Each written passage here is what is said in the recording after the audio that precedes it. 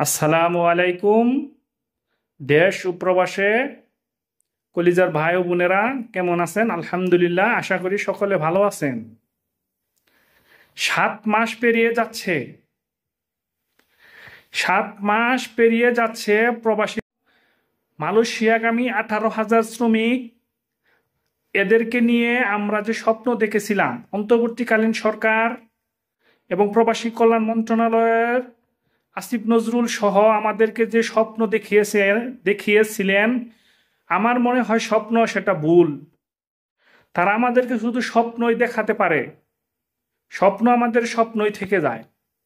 18,000 শ্রমিক আজকে 7 মাস হয়ে যাচ্ছে, তাদেরকে টাকাগুলো ফিরিয়ে দিতেছে না। রিক্রুটিং এজেন্সিগুলো অলরেডি পালিয়ে গেছে তাদের টাকা মেরে দিয়ে। প্রবাসী কল্যাণ মন্ত্রণালয় আশ্বস্ত করেছিল তাদেরকে আবার মালয়েশিয়া পাঠাবে, যদি না পারে তাহলে তাদেরকে টাকাগুলো রিটার্ন দেওয়া হবে। কই, 7 মাস হয়ে গেছে, দিল না। প্রবাসীদের সাথে এত প্রতারণা কেন? প্রবাসীদের টাকা খেতে এত কেন মজা লাগে? তোমাদের পেটে চর্বি, এত চর্বি আল্লাহ দিছে। আল্লাহর কাছে দোয়া করি, ইয়া আল্লাহ, এদের বিচার তুমি কইরো আল্লাহ।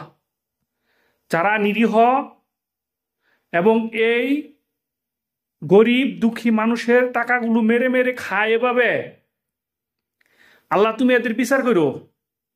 আমরা তো প্রবাসীরা প্রবাসী কল্যাণ মন্ত্রণালয়ের দ্বারস্থ হই, অমুক মন্ত্রণালয় তমুক মন্ত্রণালয়, আমাদের কেউ কোনো কাজ করে দেয় না, শুধু আমরা প্রতারিত আর প্রতারিত হই। আজকে এই 18,000 শ্রমিকের ভাগ্যের সাথে জড়িত তাদের 18,000 ফ্যামিলি। কে নিবে এই দায়ভার? সরকার দিবে তাদের? মন্ত্রণালয় দিবে তাদের? মালয়েশিয়ার কোনো মন্ত্রণালয় দিবে তাদের? রিক্রুটিং এজেন্সি দিবে? লক্ষ লক্ষ টাকা তাদের মেরে তাদের চোখে কিভাবে ঘুম আসে? আহারে, তাদের কত কষ্ট। বউ বাচ্চা নিয়ে তারা অসহায়, আজকা তাদের পকেটে টাকা নাই। তাদের বাচ্চারা একটা জিনিস আবদার করলে দিতে পারতেছে না। বউ বা সবজি কিনে আনতে পারতেছে না। অসহায়ের মতন তারা দাঁড়ে দাঁড়ে ঘুরতেছে। কেন?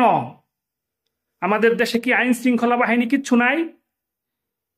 আমরা কি দেশে রেমিটেন্স পাঠাই না? টাকা পয়সা আমরা পাঠাই না বিদেশ থেকে?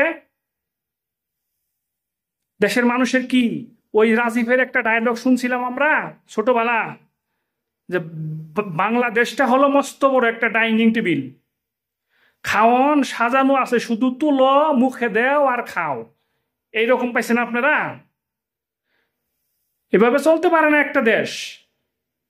18,000 শ্রমিক আপনারা নিবেন বলে আজকে 7 মাস হয়ে যাচ্ছে, তাদের কোনো খোঁজ খবর নাই, তাদের টাকাও ফিরাই দিতেছেন না, তাদেরকে বিদেশেও নিতে পারতেছেন না। আপনারা এর সুব্যবস্থা নেবেন খুব অতি শীঘ্রই, এটা আমি প্রবাসীদের পক্ষ থেকে দাবি তুললাম।